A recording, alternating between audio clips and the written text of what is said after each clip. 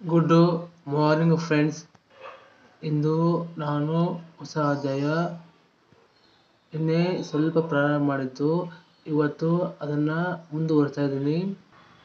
ಇಲ್ಲಿ ಹೊಸ ಯೂನಿಟು ಅಥವಾ ಅಧ್ಯಾಯದಲ್ಲಿ ರೋಮನ್ ನಂಬರ್ 1 ಸೇ ಅಥವಾ ಟೆಲ್ ಆ್ಯಂಡ್ ದಟ್ ಇದೆ.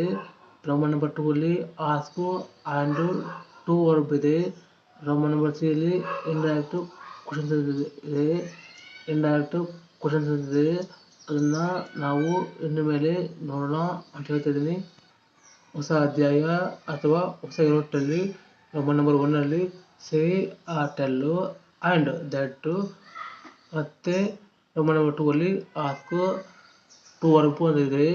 ಇದರಲ್ಲಿ ನಾನು Roman number 1 say tell and that ಇಟ್ಕೊಂಡು, ಅದರಲ್ಲಿ ನಂಬರ್ 2 ಭೂತಕಾಲದಲ್ಲಿ ನಡೆದ ಘಟನೆ, ಭೂತಕಾಲದಲ್ಲಿ ನಡೆದ ಮತ್ತು ಪೂರ್ತಿಯಾದ ಘಟನೆಗಳನ್ನು ಜೊತೆಗೆ ಭವಿಷ್ಯದಲ್ಲಿ ಮುಂದೆ ಆಗುತ್ತವೆ ಎಂದು ಹೇಳುವ ಘಟನೆಗಳನ್ನು 3 ವಿಧಾನವಾಗಿ ಟೆನ್ಸಸ್ಗಳಲ್ಲಿ ಹೇಳಬೇಕಾಗುತ್ತೆ.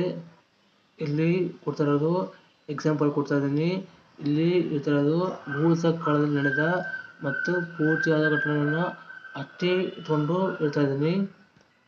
ಅದೇ ಪಾಸ್ಟಲ್ಲಿ ನಡೆದ ಇವೆಂಟ್ಸ್ ಇಟ್ಕೊಂಡು ನಾನು ಕೆಲವು 3 ಎಕ್ಸಾಂಪಲ್ ಕೊಡ್ತಾ ಇದ್ದೀನಿ, ನೋಡ್ಕೊಳ್ಳಿ.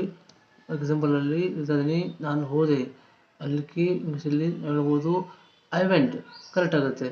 ಹಾಗೆ ಇನ್ನೊಂದಿದೆ, ನಾನು ಹೋದೆ ಅನ್ನೋದನ್ನು ಈ ಥರ ಕೂಡ ಹೇಳ್ಬೋದು. ಅದನ್ನೇ ನಾನು ನಂಬರ್ 2 ಹೇಳ್ತಾ ಇದ್ದೀನಿ. ನಂಬರ್ 2 ಹೇಳ್ತಾ ಇದ್ದೀನಿ ಐ ಹ್ಯಾವ್ ಗಾನ್ ಅಂದರೆ ಕೂಡ ಅರ್ಥ ನಾನು ಹೋದೆ ಅಂತ ಆಗುತ್ತೆ. ಮುಂದುವರೆದು ನಾನು ಹೋದೆ ಅನ್ನೋದನ್ನು ನಂಬರ್ 3 ಐ ಹ್ಯಾಡ್ ಗಾನು ಅಂತ ಹೇಳೋಕ್ಕಾಗುತ್ತೆ. ಇಲ್ಲಿ ನಾನು ಹೋದೆ ಅನ್ನೋದನ್ನು 3 ವಾಕ್ಯಗಳಲ್ಲೇ ಹೇಳ್ಬೋದು. ಅಂದರೆ ಅರ್ಥ ಐ ವೆಂಟ್ ಅನ್ಬೋದು, ಅಥವಾ ಐ ಹ್ಯಾವ್ ಗಾನ್ ಅನ್ಬೋದು, ಅಥವಾ ಐ ಹ್ಯಾಡ್ ಗಾನ್ ಅನ್ಬೋದು. ಇಲ್ಲಿ ಹೇಳಿದ 3 ಎಕ್ಸಾಂಪಲ್ಲು ಭೂತಕಾಲದಲ್ಲಿ ನಡೆದ ಮತ್ತು ಪೂರ್ತಿಯಾದ ಘಟನೆಗಳನ್ನು ತಿಳಿಸುತ್ತದೆ. ಆದರೆ ಇಲ್ಲಿ ನಾನು ಯಾವುದೇ ಎಕ್ಸಾಂಪಲ್ ಕೊಟ್ಟಿಲ್ಲ.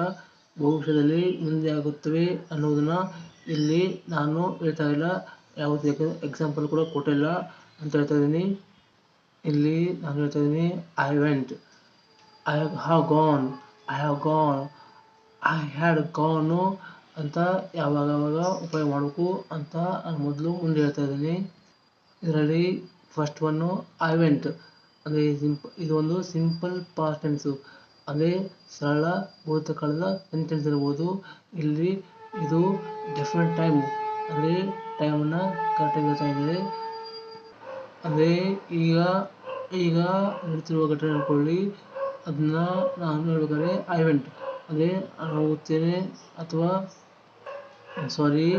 ಅದು ನಾನು ಹೋದೆ ಅಂತ ಹೇಳಲಿಕ್ಕಾಗುತ್ತೆ. ಅಂದರೆ ಇಮ್ಮಿಡಿಯೇಟ್ ಅಂದರೆ ಹೋಗ್ತಾ ಇದ್ರೆ ಹೇಳ್ಬೋದು ಐ ವೆಂಟ್ ಅನ್ಬೋದು.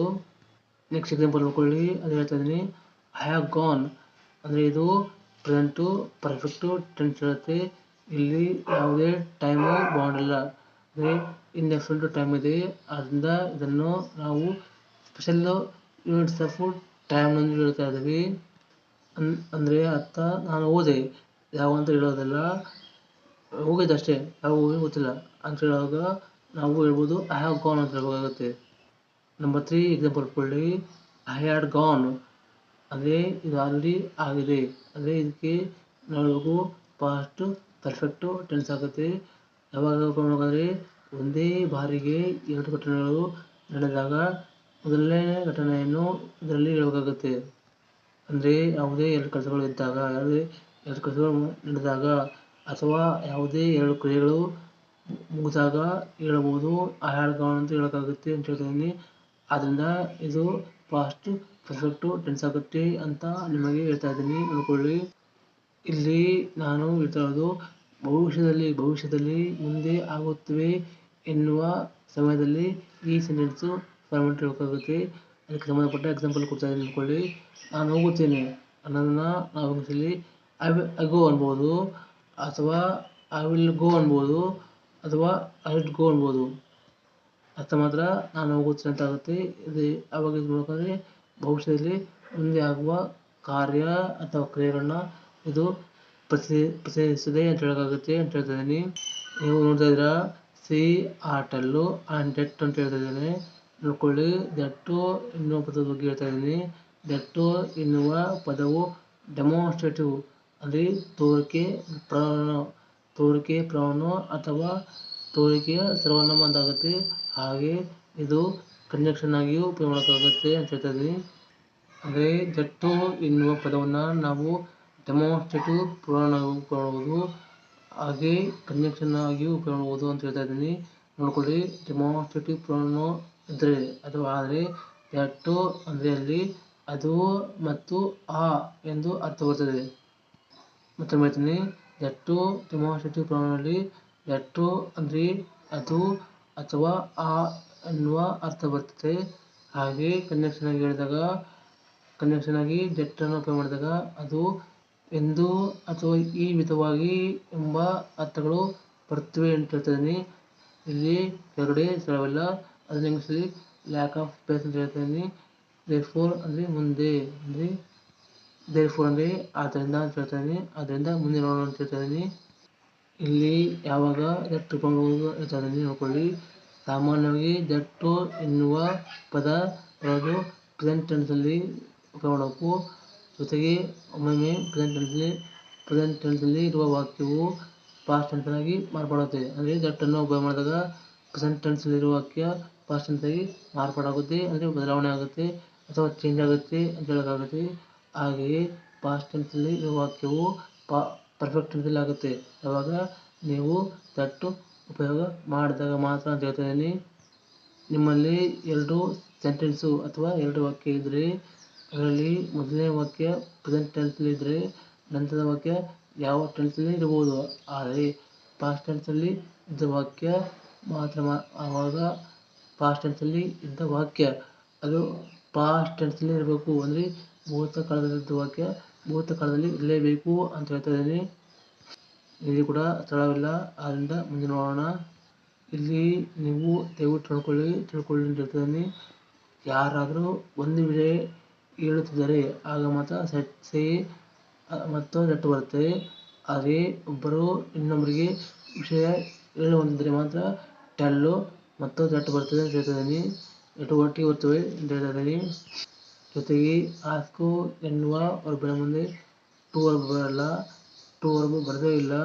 ಆದರೆ ನೆಗೆಟಿವ್ ವರ್ಬ್ ಬರ್ತದೆ, ಅದು ಏನಂತ ಮುಂದೆ ನೋಡೋಣ. ಜೊತೆಗೆ ಹೇಳ್ತಾ ಇದ್ದೀನಿ, one person makes a statement use only say that. ಅಂದರೆ ಒಬ್ಬರು ಒಂದು ವಿಷಯ ಹೇಳುವಾಗ ಮಾತ್ರ ಸೇ ದಟ್ ಮಾಡಬೇಕು. ಹಾಗೆ one person makes a statement to another, ಅಂದರೆ ಕನ್ನಡದಲ್ಲಿ ಒಬ್ಬರು ಇನ್ನೊಬ್ಬರಿಗೆ ವಿಷಯ ತಿಳಿಸುವಾಗ ಮಾತ್ರ ನೀವು ಟೆಲ್ಲು ದಟ್ಟು ಉಪಯೋಗ ಮಾಡಬೇಕು ಅಂತ ಹೇಳ್ತಾ ಇದ್ದೀನಿ. ಮುಂದುವರೆದು, one person makes an indirect imperative. One person makes an indirect imperative ಅಂದರೆ ಒಬ್ಬ ಪರೋಕ್ಷ ಅಪ್ಪಣೆಗಳನ್ನು ಕೊಡುವಾಗ ಅಥವಾ ಒಬ್ಬರು ಪರೋಕ್ಷ ಆಜ್ಞೆಗಳನ್ನು ಕೊಡುವಾಗ ಮಾತ್ರ ಆಸ್ಕು ಟು ವರ್ಬ್ ಉಪಯೋಗ ಮಾಡಬೇಕು ಅಂತ ಹೇಳ್ತಾ ಇದ್ದೀನಿ. ಅಂದರೆ ನೆಗೆಟಿವ್ ವರ್ಬ್ ಅಂತ ತಿಳ್ಕೊಬೋದು. ಇಲ್ಲಿ ನಾನು ಮೇಲೆ ಹೇಳಿದ್ದು ಇಂಡೈರೆಕ್ಟ್ ಇಂಪರೇಟಿವ್. ಇನ್ನು ಫೋರ್ತ್ ಒಂದು ನೋಡ್ಕೊಳ್ಳಿ, ಡೈರೆಕ್ಟ್ ಇಂಪರೇಟಿವ್. ಅಂದರೆ ಅರ್ಥ ಕನ್ನಡದಲ್ಲಿ ನಾವು ನಮ್ಮ ಅದರಲ್ಲಿ ನಿಂತಲ್ಲಿ ಇದರಲ್ಲಿ ಯಾರು ಇರ್ತಾರಲ್ಲ ಅವ್ರ ಮುಂದೆ ಕೊಡುವ ಅಪ್ಪಣೆಗಳನ್ನು ಮಾತ್ರ ಇಲ್ಲಿ ಡೈರೆಕ್ಟ್ ಇಂಪರೇಟಿವ್ ಅಂತ ಆಗುತ್ತೆ. ಅಂದರೆ ಇದು ಪ್ರತ್ಯಕ್ಷ ಸಂಭಾಷಣೆ ಅಂತ ಆಗುತ್ತೆ ಅಥವಾ ಡೈರೆಕ್ಟ್ ಸ್ಪೀಚ್ ಅಂತ ಆಗುತ್ತೆ. ಜೊತೆಗೆ ಇನ್ನೊಂದು ತಿಳ್ಕೊಳ್ಳಿ, ಇಂಡೈರೆಕ್ಟ್ ಇಂಪರೇಟಿವ್ ಅಂದರೆ ಕನ್ನಡದಲ್ಲಿ ಯಾರೋ ನಾವು ಒಬ್ಬರಿಗೆ ಮಾಡುವ ಪರೋಕ್ಷ ಅಪ್ಪಣೆಗಳು, ಅಂದರೆ ಇಂಡೈರೆಕ್ಟ್ ಆಗಿ ಹೇಳ್ತೀವಲ್ಲ ಆಗ ಮಾತ್ರ ಅದು ಇಂಡೈರೆಕ್ಟ್ ಇಂಪರೇಟಿವ್ ಆಗುತ್ತೆ. ಪರೋಕ್ಷ ಸಂಭಾಷಣೆ ಅಂತ ಕೂಡ ಆಗುತ್ತೆ, ಅದಕ್ಕೆ ನಾವು ಹೇಳಬೇಕು ಇನ್ ಡೈರೆಕ್ಟ್ ಸ್ಪೀಚ್ ಅಂತ ಆಗುತ್ತೆ. ಉಳಿದದ್ದು ನಿಮಗೆ ಗೊತ್ತಾಗಲಿ ಅಂತ ನಾಳೆ ಸೇ, ಟೆಲ್ಲು ಮತ್ತು ಆಸ್ಕೊಂದಿಗೆ ವಾಕ್ಯಗಳನ್ನ ಮಾಡಿ ತೋರಿಸ್ತೀನಿ, ಗೊತ್ತಾಗುತ್ತೆ ಅಂತ ತಿಳ್ಕೊಂಡಿದ್ದೀನಿ. ಅಂದರೆ ನಾಳೆ ಬಳಸಿಕೋಣ, ಆಗ ಕೂಡ ಬಳಸುವ ಸೇ ಆರ್ ಟೆಲ್ ಅಂದರೆ ಹೇಳು ಮತ್ತು ಆಸ್ಕು ಕೇಳು ಅಂತಾಗುತ್ತೆ. ಇವುಗಳನ್ನ ಸೇ ಆರ್ ಟೆಲ್ಲು ಆ್ಯಂಡ್ ಆ ತತ್ವಗಳನ್ನು ಯಾವಾಗ ಉಪಯೋಗ ಮಾಡಬೇಕು ಅಂತ ನೋಡೋಣ. ವಾಕ್ಯಗಳನ್ನು ಚೇಂಜ್ ಮಾಡೋಣ. ನಾವು ಪೂರ್ತಿಯಾಗಿ ನೋಡಿ ಅಂದರೆ ಗೊತ್ತಾಗುತ್ತೆ. ತಿಳ್ಕೊಂಡಾದ್ಮೇಲೆ ಬುದ್ಧಿವಂತ ಕೊನೆಗೆ ನಮ್ಮ ಚಾನಲ್ ಸಬ್ಸ್ಕ್ರೈಬ್ ಮಾಡಿ, ಲೈಕ್ ಮಾಡಿ, ಫ್ರೆಂಡ್ಸ್ಗೆ ಶೇರ್ ಮಾಡಿ, ಮೇಲೆ ಹಾಕಿ. Thank you very much.